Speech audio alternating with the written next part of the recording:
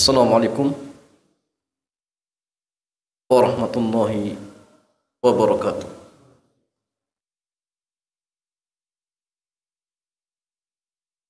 Alhamdulillah wassalatu wassalamu ala Rasulillah wa ala alihi wa sahbihi ajma'in, amma ba'd. Ikhwan wa akhwati fillah, Bapak Ibu yang dirahmati oleh Allah Jalla wa ala. Alhamdulillah di kesempatan malam yang mulia ini Allah kembali kumpulkan kita di majlis yang sangat mulia ini, yaitu majlis Talabul Ilmi. Dan malam hari ini jamaah kita masih pada kitab Mukhtasar fil Aqidah, ringkasan tentang masalah akidah, karya Syekh Muhammad bin Jamil Zainu rahimahullahu jalla wa ala. Dan jamaah yang dirahmati oleh Allah Jalla wa ala, tema kita di malam hari ini terkait tentang ma hukmus sihir. Apa hukum sihir?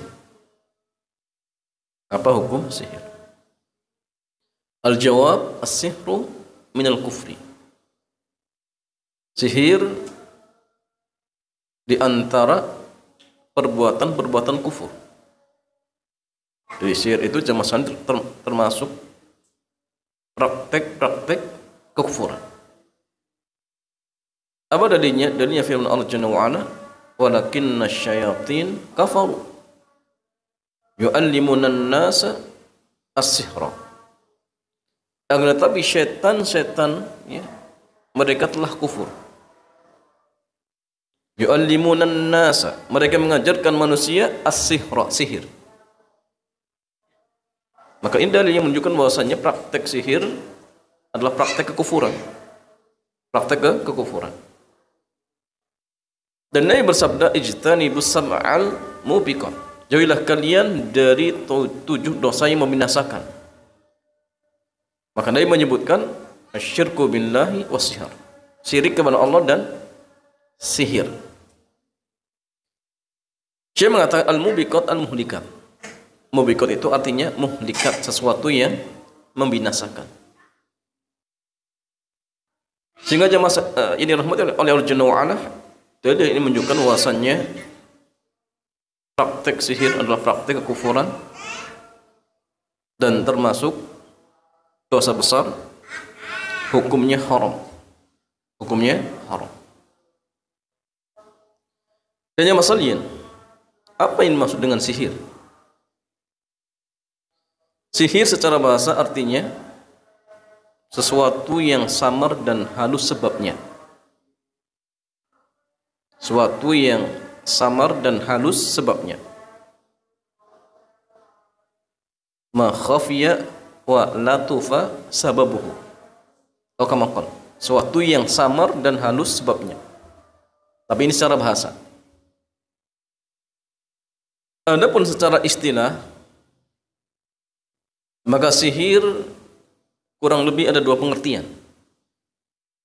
Yang pertama jamaah, sihir bermakna mantra atau jimat yang digunakan oleh tukang sihir sebagai bentuk pengabdian pada syaitan untuk mencelakai orang yang hendak disihir. Mantra atau jimat yang digunakan oleh tukang sihir sebagai bentuk pengabdian kepada syaitan untuk mencelakai orang yang hendak disihir. Yang kedua jamaah, sihir bermakna obat yang berpengaruh di badan. Obat yang berpengaruh di badan, akal, dan pikiran orang yang disihir. Obat yang berpengaruh di badan, akal, dan pikiran orang yang disihir.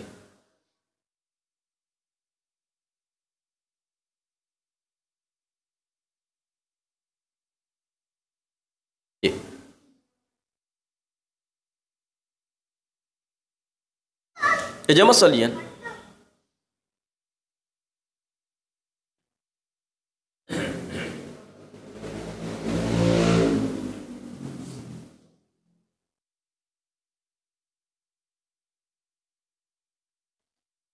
seseorang terkena sihir itu jamaah ada sebab-sebabnya. Ada 3 sebab kenapa seseorang terkena pengaruh sihir ataupun santet dan lain sebagainya. Yang pertama, lalai dari mengingat Allah. Lalai dari mengingat Allah. Suka bengong, ya. Suka apa? Suka menghayal. Nah, ini orang-orang yang kadang jamaah potensi kena sihir, kena santet dan lain sebagainya. Yang kedua, tidak mau perhatian pada ketaatan atau ibadah. Tidak mau perhatian pada ketaatan atau ibadah. Yang ketiga, tidak mau perhatian pada zikir-zikir syar'i. Tidak mau perhatian pada zikir-zikir syar'i. Seperti contoh zikir pagi petang. Pada masalah orang yang zikir di waktu pagi akan dijaga sampai waktu petang. Orang yang zikir di waktu petang akan dijaga sampai waktu pagi. Tapi orang yang tidak menjaga zikir ini jangan potensi kena sihir. Potensi kena sihir. Atau zikir sebelum tidur, misalkan. Ketika masuk kamar mandi dan keluar kamar mandi misalkan. Nah, ke orang-orang yang tidak menjaga zikir-zikir ini jamaah, potensi bisa kena sihir dan pengaruh jahat yang lainnya.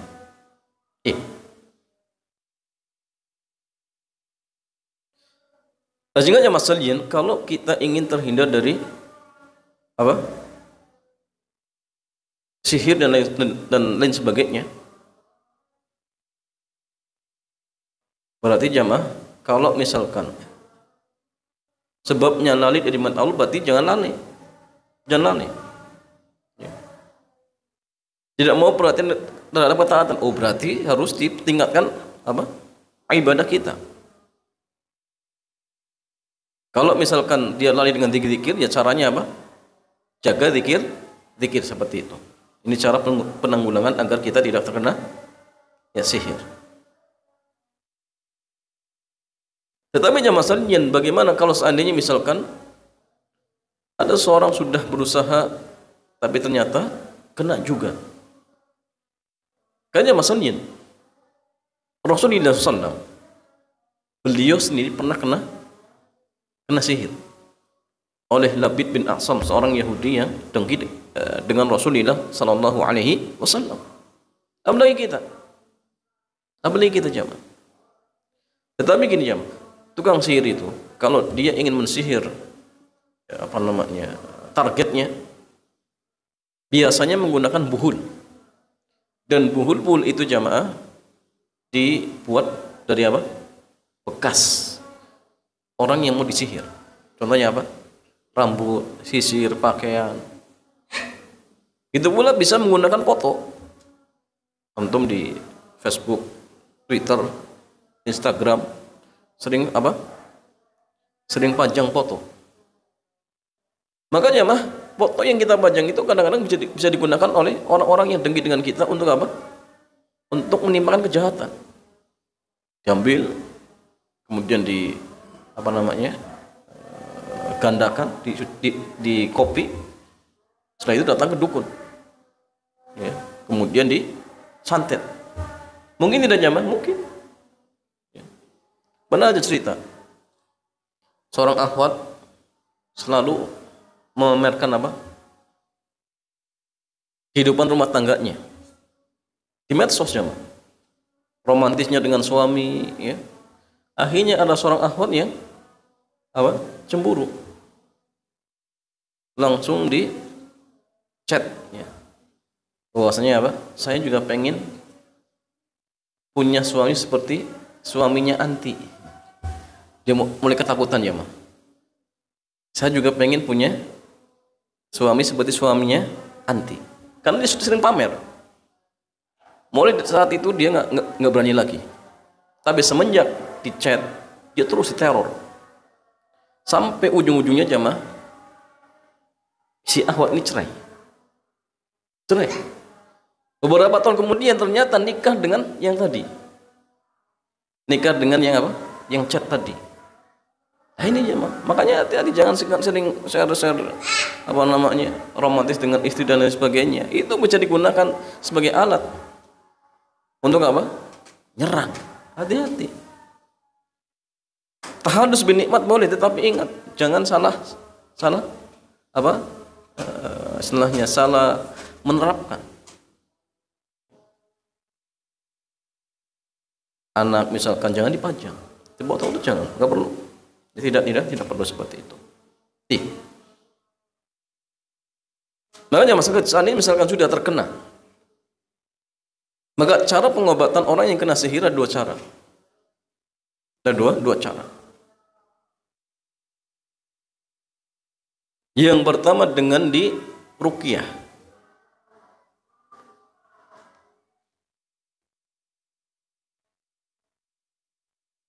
Yaitu dengan dibacakan ayat-ayat Al-Quran atau doa-doa yang bersumber dari hadis-hadis Nabi atau zikir-zikir yang mubah. Dan cara ini jamaah jelas disyariatkan dan dibolehkan. Yang kedua, mengobati sihir dengan sihir yang semisal. Boleh tidak jamaah? Nggak boleh, ini haram. Tapi mungkin terjadi. Ada orang kena santet, datang ke tukang santet yang lain. Kuat-kuatan apa? Jinnya. Karena jin itu jamaah sekali kadang-kadang mereka punya kabilah. Maka tukang santet, tukang sihir, mereka bantuannya jin. Kalau kebetulan jin yang dimintai oleh tukang santet yang menimpakan apa? Santetnya ternyata lebih tingkatannya rendah daripada jin yang kita mintai kepada tukang santet yang dia apa? Mungkin kabilahnya lebih tinggi. Itu mungkin bisa dilobi nanti. Sehingga akhirnya santet itu kan dilepaskan. Mungkin. Tapi ini jamaah saya cara seperti ini apa? Diharamkan, tidak boleh. Karena ingat pengobatan itu ada dua macam ya. Ada yang wahmiyah dan ada yang hakikoh. Wahmiyah itu jamaah pengobatan yang dasarnya hanya dugaan tanpa bukti. Dan ini haram, nggak boleh. Nggak boleh. Ya. Ambil batu, celupkan di air, katanya ini bisa menyembuhkan. Maka jamaah sekalian, ini jelas pengobatan yang wahmiyah, hanya dugaan tanpa bukti. Yang kedua hakikoh. Hakikoh itu apa jamaah? Terbukti. Jadi ada dua, syar'i ataupun kauniyah qadariyah. Syar'i itu berdasarkan dari syar'i seperti madu, ruqyah, al-habbatu sauda misalkan. Ini boleh, tidak masalah. Atau kauniyah qadariyah berdasarkan uji coba. Baik secara medis ataupun herbalis. Kalau terbukti maka boleh, tidak masalah. Tidak masalah. Tapi kalau cara yang pertama tadi yang wahmiyah ini nggak boleh. Tidak dibolehkan. Tetapi jamaah sekalian, pengobatan dengan cara wahmiyah mungkin tidak sembuh, mungkin tidak. Ada orang berobat dengan cara ini haramkan, mungkin tidak Allah menyembuhkan, mungkin. Sahih, mungkin ya. Karena hanya sebab, satunya sebab. Bagi jamaah sekalian, ada orang berobat dengan pil yang harganya 1 M, 1 butir, dengan berobat menggunakan ruqyah, statusnya sama. Sama-sama apa? Sebab. Sama. Bahkan kalau kita bandingkan mana yang lebih manjur? Quran. Quran itu obat yang paling manjur jemaah. Cuma kadang-kadang kenapa orang di ruqyah tidak memiliki dampak ataupun pengaruh? Jawabannya banyak faktor. Mungkin dari orang yang di ruqyah atau dari peruqyahnya. Tapi ruqyah itu jelas obat yang paling manjur jemaah. Ya. Di zaman dahulu jemaah atau kil ya dikatakan para ulama itu kalau sakit kadang-kadang apa? Hanya dibaca Al-Fatihah sembuh. Cuma tadi tingkat keimanan kita kadang-kadang belum sampai seperti itu jamaah. Sehingga kadang-kadang yang dibacakan Quran ya jinnya apa ketawa-tawa, bahkan ngeledek ya. Kenapa? Ya tadi mungkin tingkat keimanan kita belum kuat. Makanya gini jamaah sekalian, sering saya perlu memakan gini. Jadi ruqyah itu obat yang paling manjur. Tapi kenapa kadang-kadang tidak berpengaruh? Karena ada faktor, ada penyebab. Seperti contoh jemaah pisau yang tajam. punya sifat sekali tebas putus. Tapi jamaah sekalian, kalau yang menggunakan anak kecil yang baru usianya 1 bulan, kira-kira bisa tidak? Bisa, enggak bisa. Jangankan nebas kayu, nebas tempe saja nggak bisa. Bukan karena pisaunya nggak tajam, pisaunya punya sifat tajam. Tapi kenapa nggak bisa? Karena yang pakai tidak kuat, belum bisa. Nah itu faktornya jamaah sekalian, faktornya. Sehingga artinya gini jamaah sekalian, baik obat yang diharamkan ataupun obat yang dibolehkan, ya potensi ada kesembuhan di situ. Karena Allah yang menghendaki. Tapi gini jemaah, ketika ada seorang berobat dengan cara yang haram, kalau dia sembuh misalkan, tetap dia berdosa. Kalau nggak sembuh dapat 2, dapat dosa dan dapat nggak sembuh. Tapi kalau pengobatan yang masyru atau dibolehkan, kalau jemaah sekalian sembuh dapat 2, pahala dan kesembuhan. Tapi kalau tidak, dapat pahala. Ya sehingga jemaah sekalian jangan sampai berobat dengan cara yang haram. Karena kalau seorang dia berobat dengan cara yang haram, berarti sudah tidak dianggap sabar lagi. Padahal sabar itu hukumnya wajib ketika kita tertimpa musibah. Itu wajib jemaah. Kalau orang sampai berobat dengan cara yang haram, berarti sabar pun tidak. Padahal sabar itu hukumnya wajib. Kalau ridho silang pendapat jemaah. Ridho silang pendapat. Kalau ridho dengan Allah yang mentakdirkan wajib. Tapi kalau ridho dengan yang ditakdirkan makdur, itu ada 2 perincian.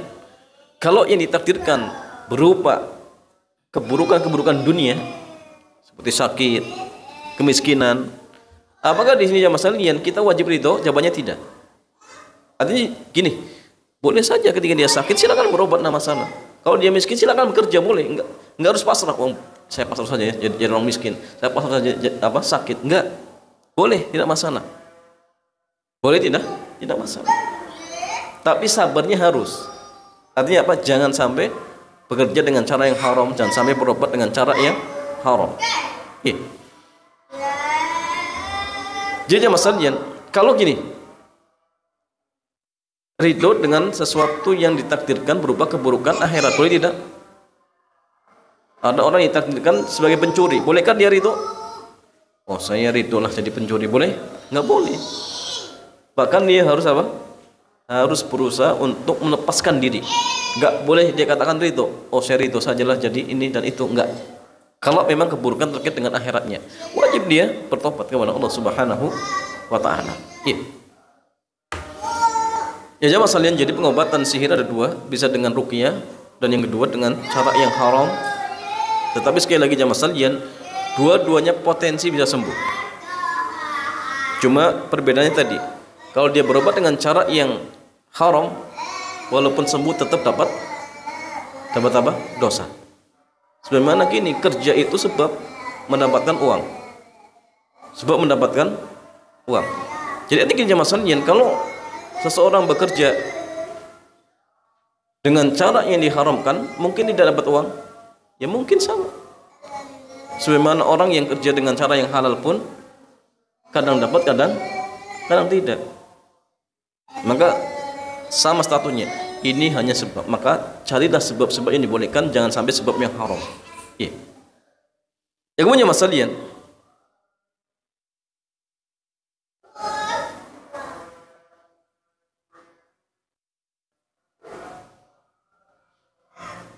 bagaimana doa-doa yang dianjurkan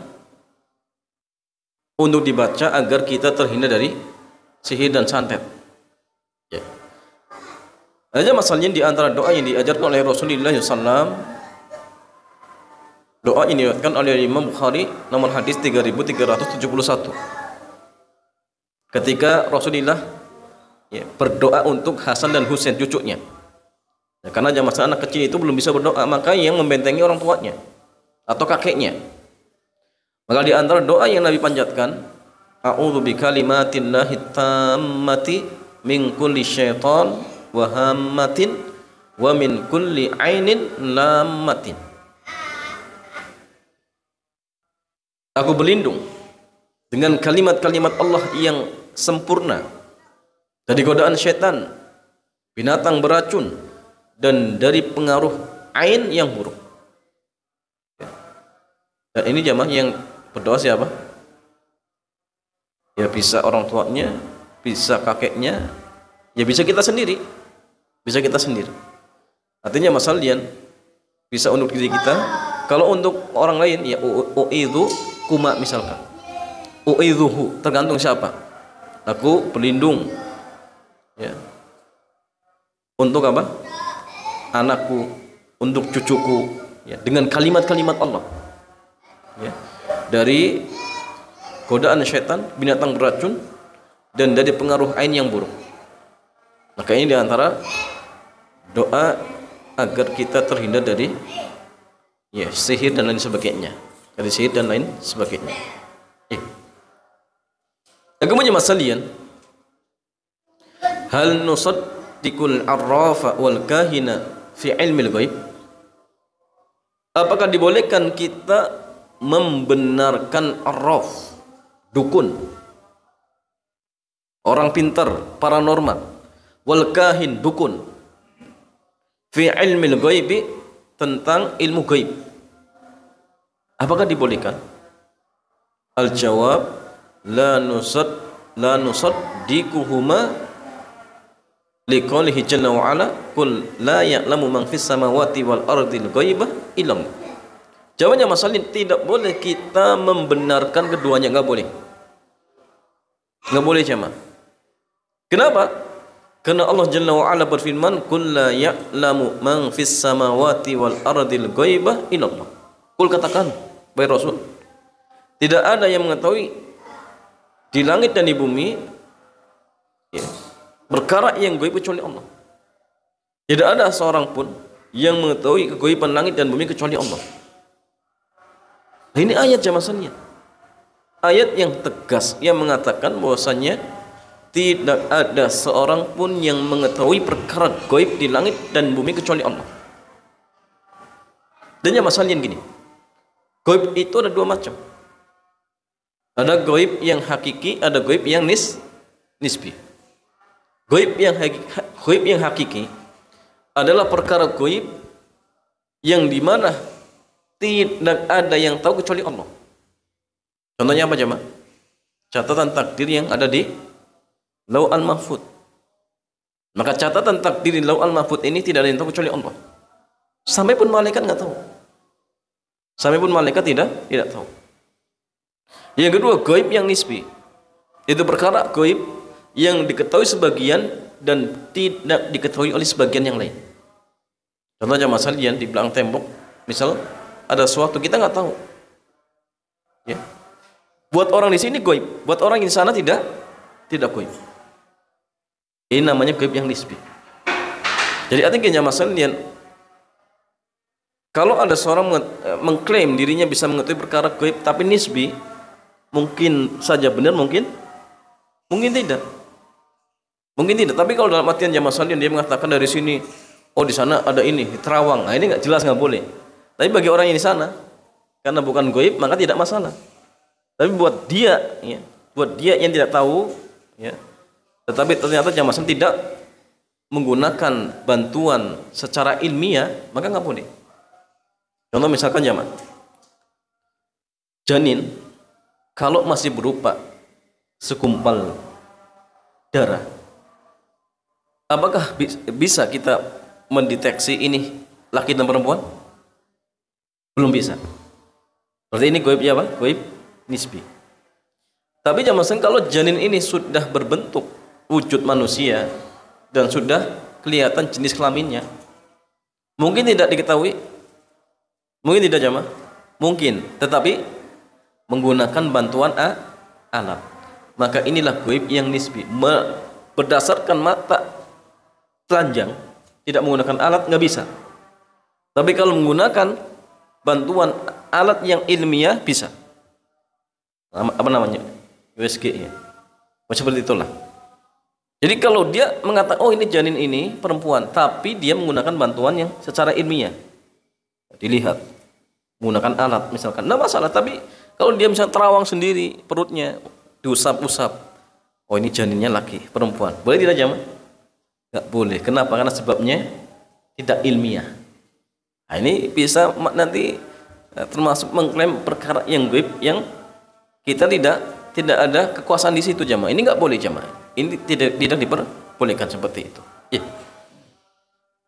Dan Rasulullah SAW beliau bersabda, "Man ata'arrafan aw kahinan fasaddaqahu bima yaqul faqad kafara bima unzila ala Muhammadin." Rasulullah beliau bersabda, barang siapa yang mendatangi arraf, dukun, ya, tukang sihir, tukang santet, atau kahinan, dukun, fasaddaqahu bima yaqul, kemudian dia membenarkan dengan apa yang dia ucapkan, faqad kafara bima unzila ala Muhammadin, ya, unzila ala Muhammadin, maka sungguh dia telah kufur bima unzila, dengan apa yang telah diturunkan kepada Nabi Muhammad. Maksudnya apa jemaah sekalian? Dia dianggap kufur dengan Al-Quran. Kenapa? Karena Quran mengatakan, kul, katakan wahai Nabi, tidak ada seorang pun yang mengetahui kegaiban langit dan bumi. Quran menafikan tidak ada seorang pun yang tahu perkara yang gaib di langit dan di bumi. Tiba-tiba jamaah ada dukun mengatakan, oh saya tahu perkara yang gaib. Berarti jelas dukun ini kufur karena menentang Al-Quran. Kemudian datang orang bertanya, membenarkan, berarti membenarkan kekufuran dukun yang menentang Quran. Maka membenarkan kekufuran dukun, dia sama-sama kufur. Nggak boleh. Nah, sehingga jamaah sekalian, hukum mendatangi dukun ada 3 macam. Pertama ini, datang ke dukun, bertanya tentang perkara yang gaib dan membenarkan, hukumnya apa? Kufur.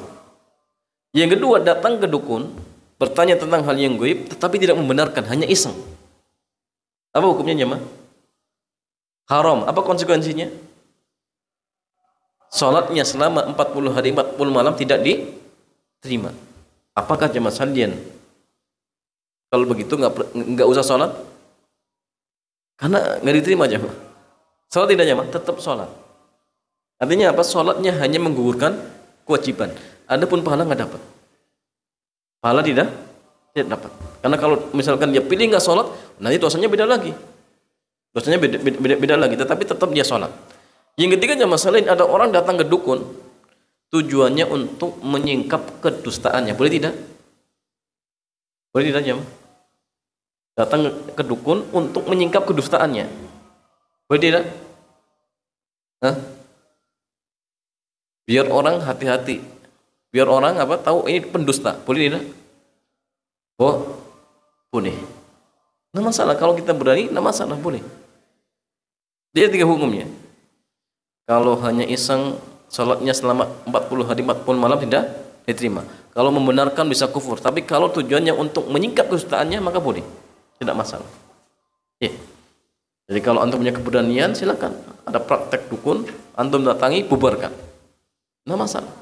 Ya, tidak masalah. Yang masalah dia. Hal ya'lamul ghaiba ahadun? Apakah ada seseorang yang mengetahui perkara yang gaib?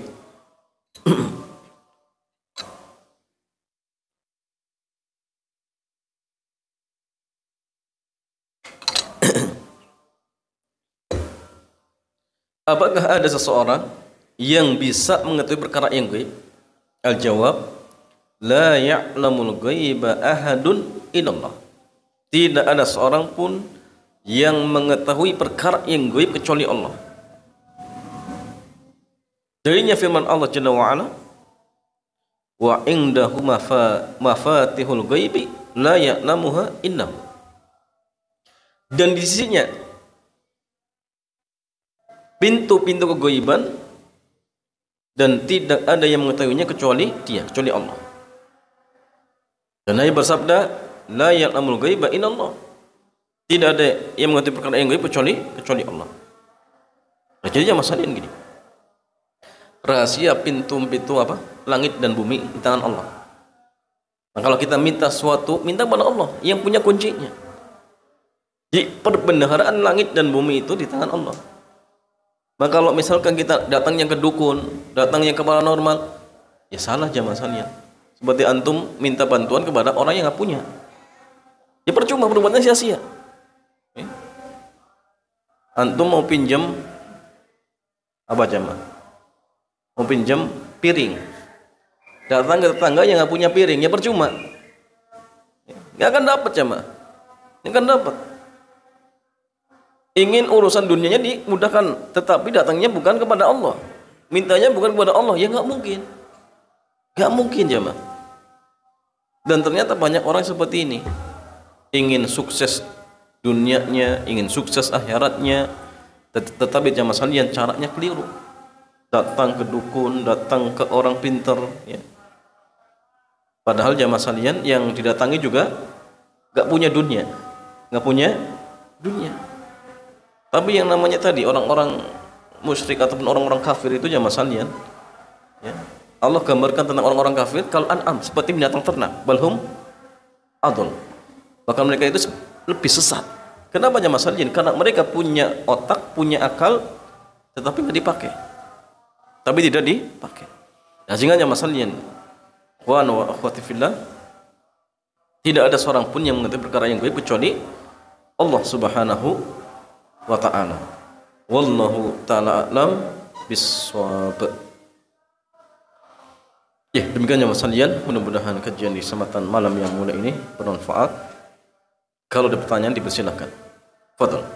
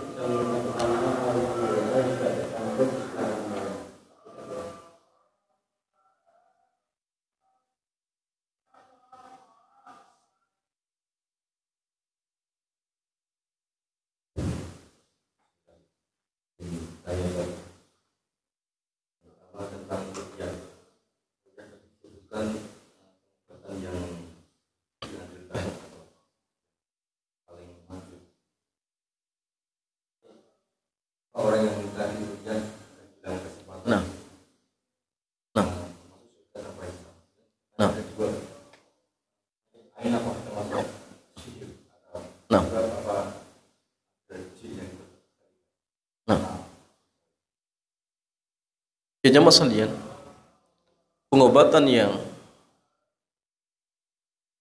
manjur diantaranya ruqyah. Tapi kenapa orang yang minta ruqyah kok tidak dibolehkan jamaah? Kalau dikatakan ruqyah itu obatnya manjur. Jawabannya gini jamaah sekalian, meminta ruqyah itu hukumnya apa? Makruh. Makruh. Kenapa jamaah? Karena bisa menghilangkan jatah bagi dirinya untuk masuk surga tanpa azab, tanpa hisab. Karena memang ini tingkatan-tingkatan yang sudah dalam artian mencapai tingkatan yang tinggi jemaah. Orang-orang yang sudah mentahqiq tauhid itu sampai pun dalam hal-hal yang aslinya dibolehkan dia tinggalkan. Dia tinggalkan. Jadi ini memang sudah tingkatan-tingkatan beda jemaah. Tapi gini, apakah ruqyah itu tidak diboleh sama sekali? Boleh.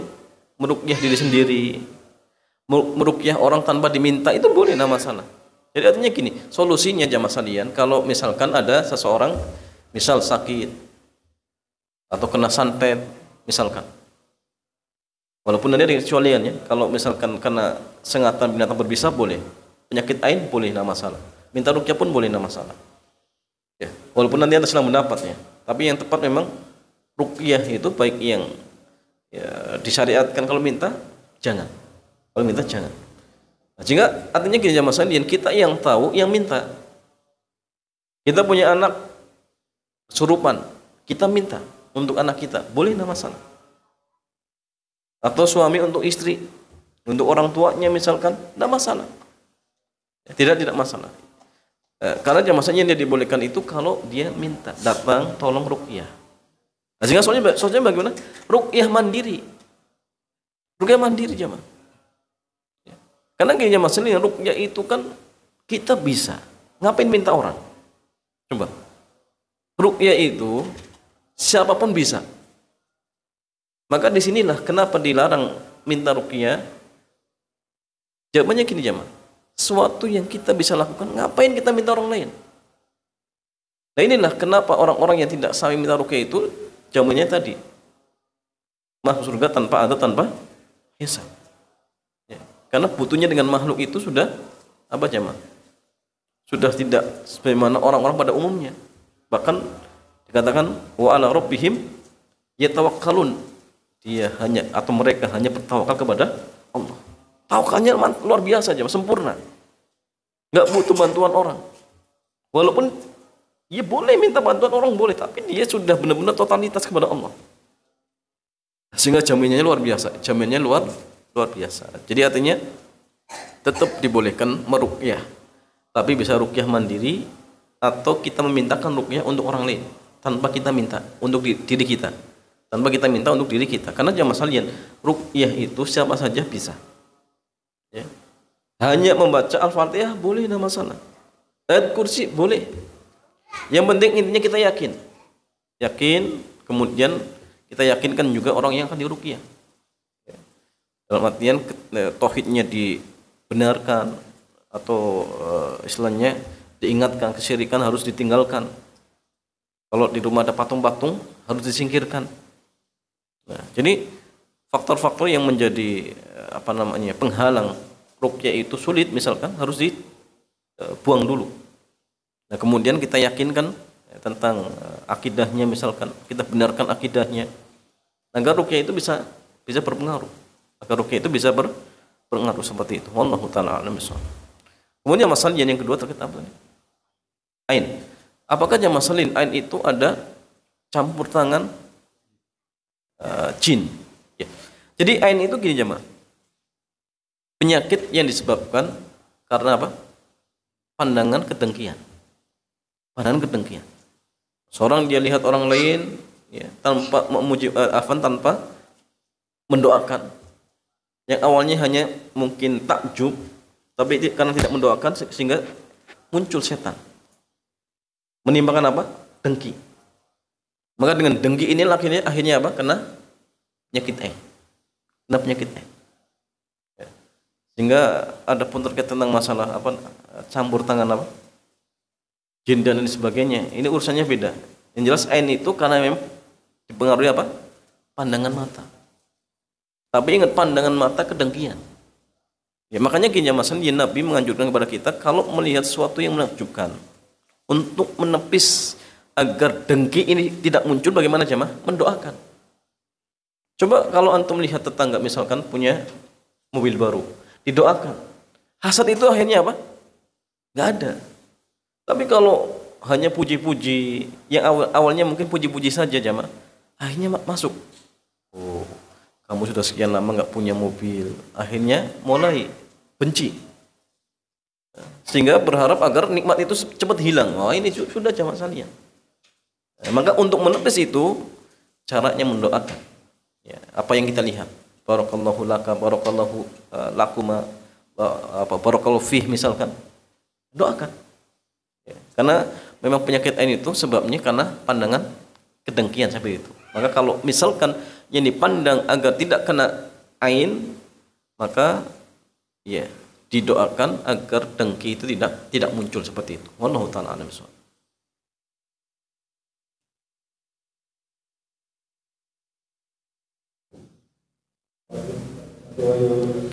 Waalaikumsalam warahmatullahi wabarakatuh. Saya tanyakan, dari seorang guru pernah dia sudah bertobat.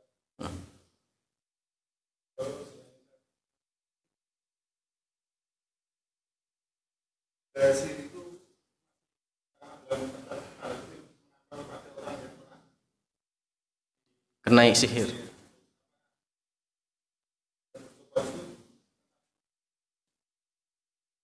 Nah,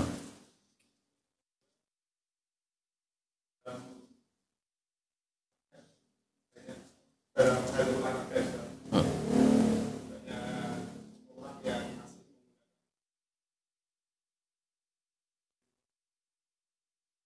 dari kita dalam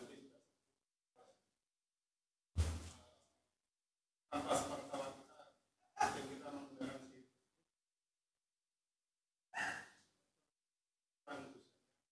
tim maksudnya apa ini? Tim. guna apa Oh, nah. Nah, iya. Saya. Satu tim. Terus tidak menang, kan akan ada hadiahnya, Ustaz. Itu apakah hadiah itu jajaran? Nah,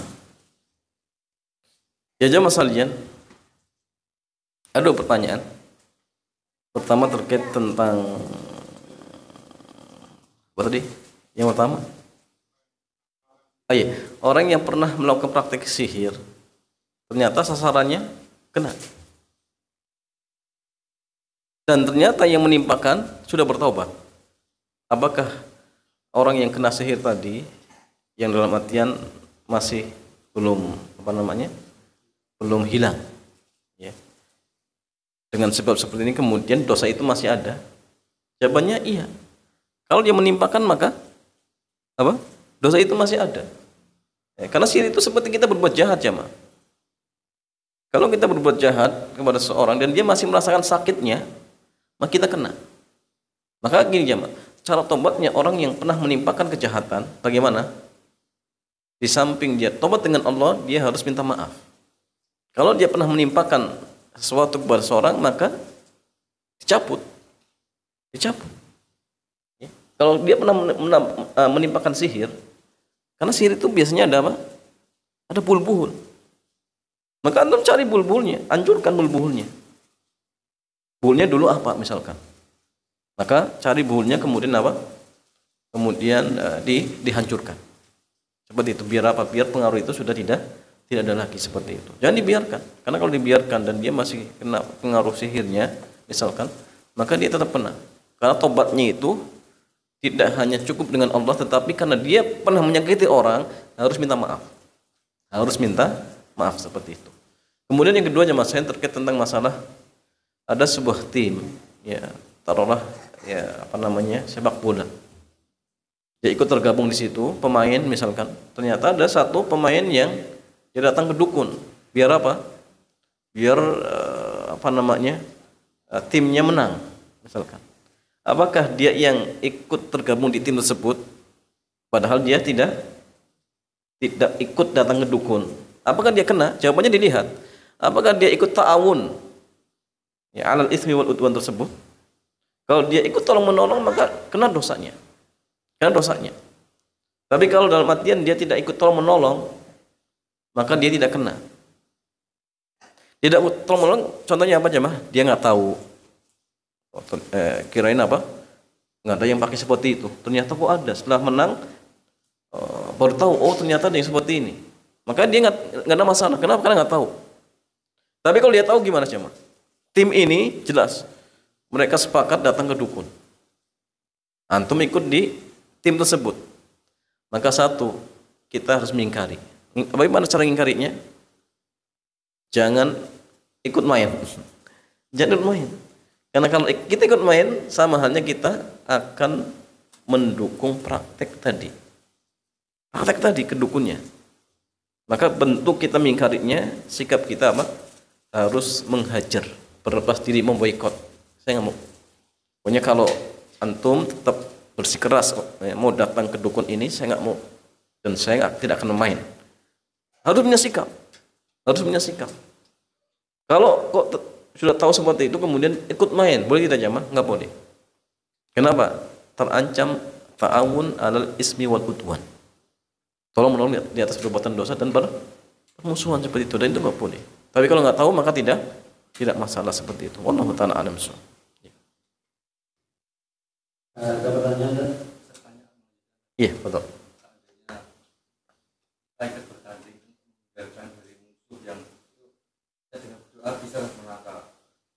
Oh, maksudnya kita bertanding lawannya pakai sihir.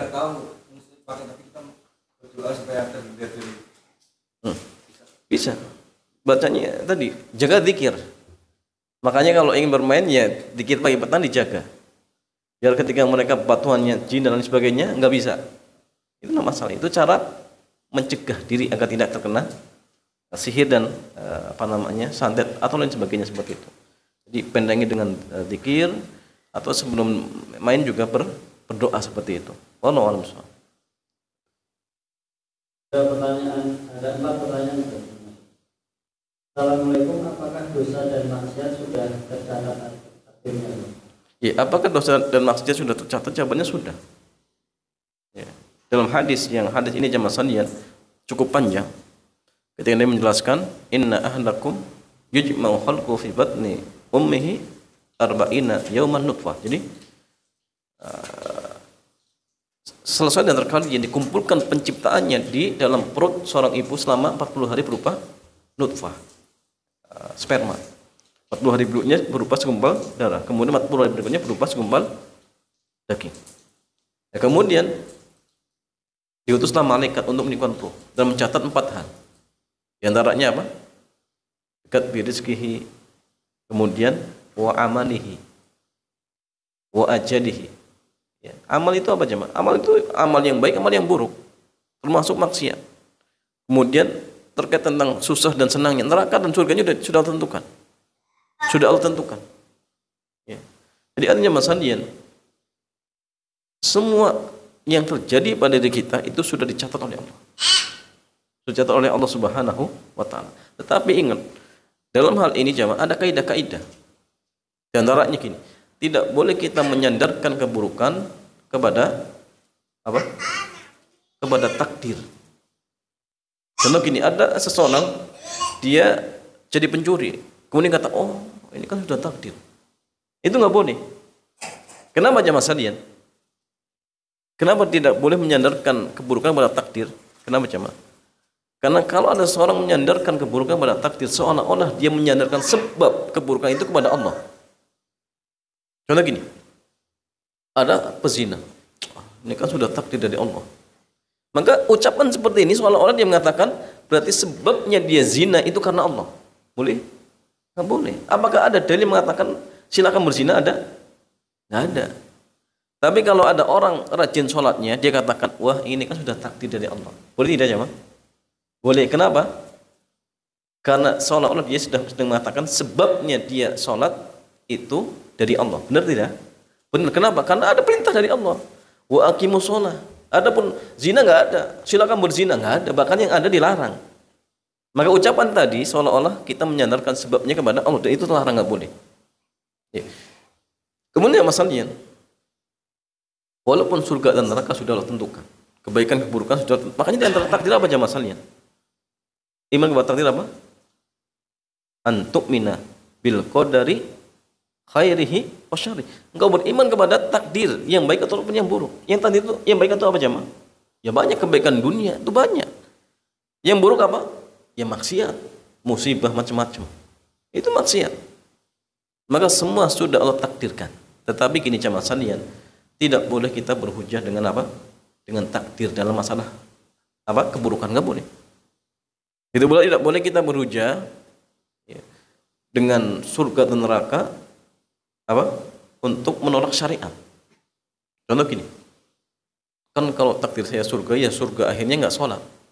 Anda nggak mau sholat, kalau takdir saya surga, ya surga. Misalkan seperti jamaah, boleh tidak?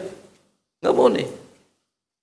Alasannya kenapa jamaah? Pertama, kita tidak boleh berujar dengan sesuatu yang kita nggak tahu.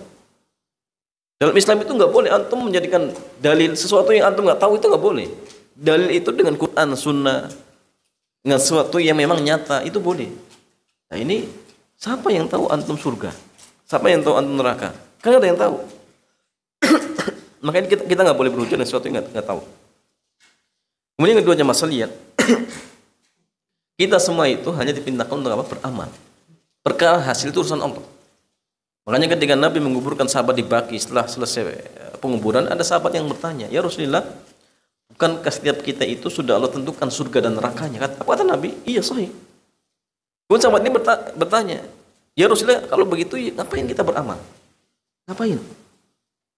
Kalau memang surga dan neraka sudah ditentukan, ya ngapain kita beramal? Apa kata Nabi jamaah? I'malu wa kullun muyassarun lima khuliqa lahu. Kata Nabi, kamu beramal saja sudah. Karena setiap orang itu dimudahkan untuk apa? Dia diciptakan.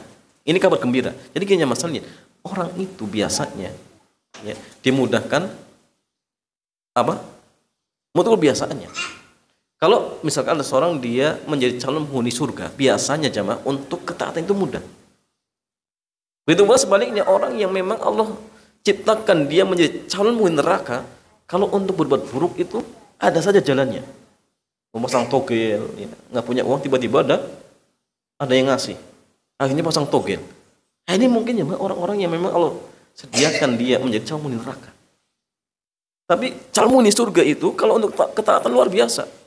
Takdim, pada Isa pun datang. Itu di antara ciri. Kita nggak bisa memastikan karena ini hal yang gaib. Tetapi tugas kita, ingat jemaah, sekedar beramal. Hasil urusan Allah. Tetapi ada indikasi kalau memang kita mudah untuk melakukan ketaatan, berarti mudah-mudahan kita mungkin Allah ciptakan menjadi calon penghuni surga seperti itu jemaah. Nah, sehingga artinya ya tadi apa tadi pertanyaan tidak?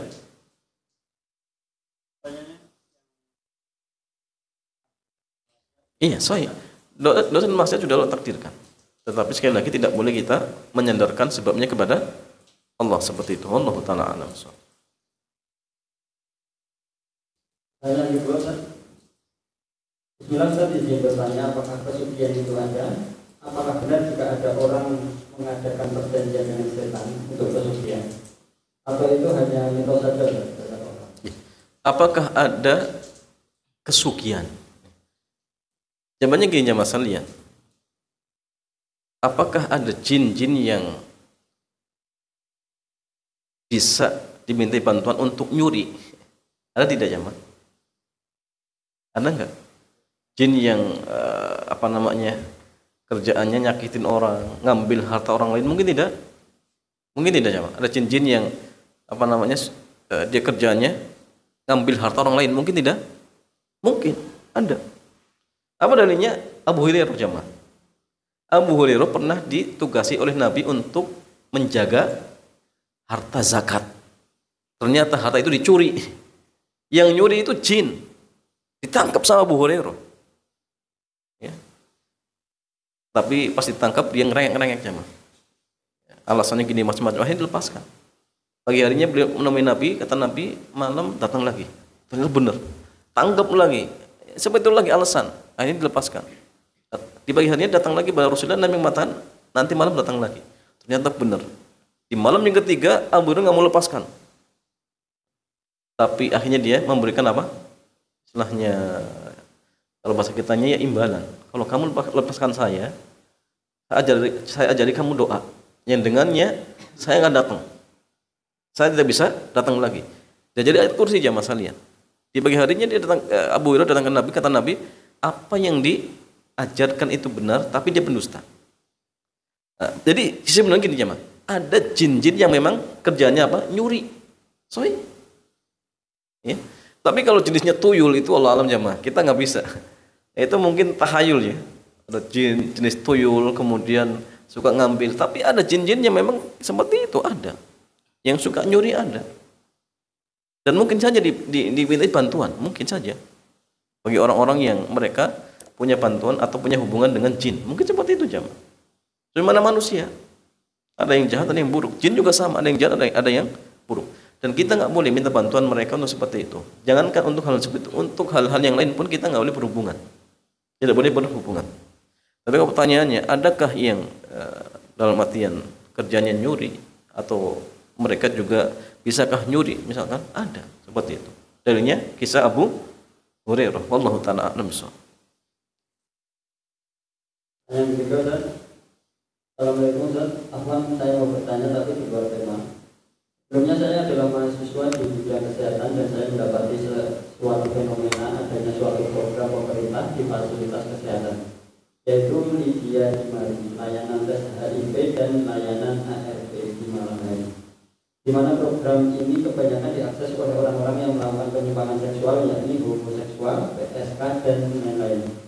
Di sini mereka yakni orang-orang yang memiliki resiko besar terkena HIV yang mungkin karena melakukan kegiatan seks bebas.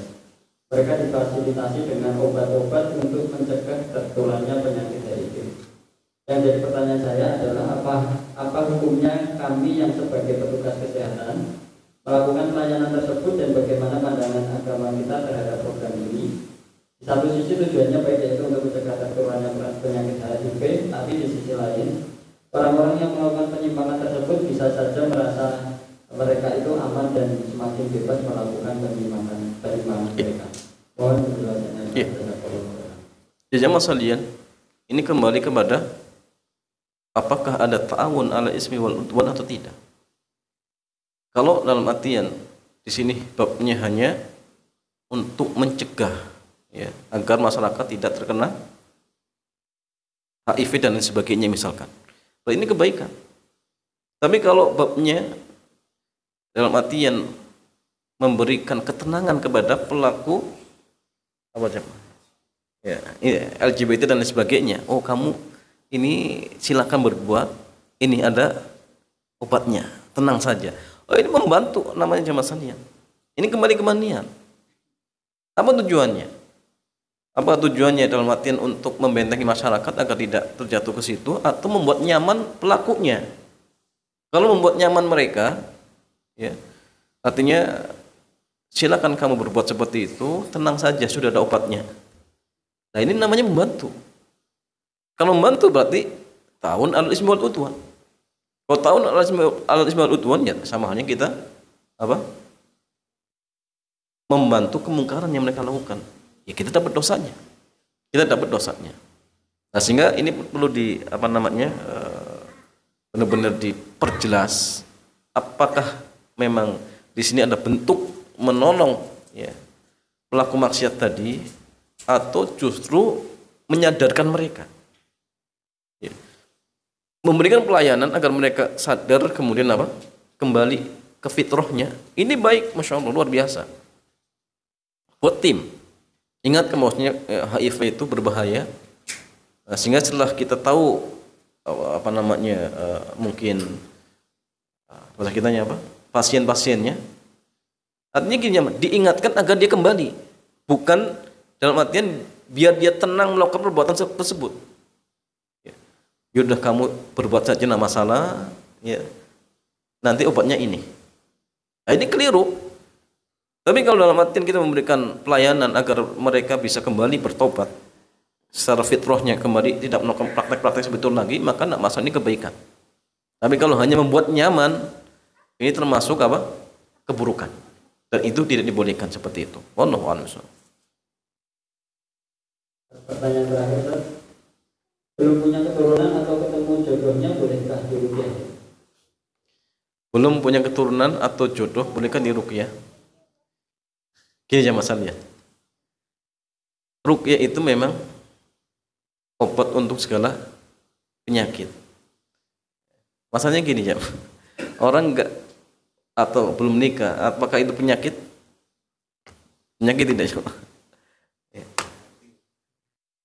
Memang gini ya, ada orang yang nggak bisa nikah, kadang-kadang memang gangguan jin, mungkin. Maka dilihat indikasinya. Kalau memang indikasinya dia kena sihir dan lain sebagainya, misalkan, karena ada orang yang senang, ya, akhirnya biar ternyata dia ditolak. Akhirnya dia datang ke dukun, biar apa? Sama sekali nggak ada orang yang mau dengan dia. Oh, berarti ini pengaruh jin atau pengaruh sihir. Ya silakan, lah masalah. Tapi kalau dalam artian wajar-wajar saja, dia belum nikah karena memang dirinya juga belum mau misalkan, atau bahkan nggak mau nyari, ya sudah, nggak perlu diruqyah. Ya tinggal dia berdoa, kemudian menjadi sebab, ya mudah-mudahan dapat. Nah, sehingga dilihat sebabnya dulu. Kenapa dia sampai sekarang belum nikah? Apakah ada dalam artian pengaruh sihir dari orang lain atau misalkan pengaruh-pengaruh yang lain? Kalau ada, ya silakan diruqyah. Kalau tidak, maka cari sebab yang lain. Nah, sehingga memang kita masalahnya, kalau kita ingin mengobati pasien itu memang harus jeli. Kalau bahasa kitanya apa, Jemaah? Deteksinya itu harus tepat, ya. Ini sebabnya apa dulu? Kalau sebabnya gara-gara ini, ya sudah, hilangkan sebabnya. Sebabnya ini tanggulangi dengan ini dulu, penyebabnya apa? Biar apa, ya? Biar obatnya tepat sasaran. Ya, tidak asal-asalan seperti itu. Ya, wallahu ta'ala a'lam bishawab. Ya, demikian ya Mas Salim, mudah-mudahan kajian kesempatan malam hari ini bermanfaat. Kita tutup. Subhanakallahumma bihamdik, asyhadu an la ilaha illa anta, astaghfiruka wa atubu ilaik. Assalamualaikum warahmatullahi wabarakatuh.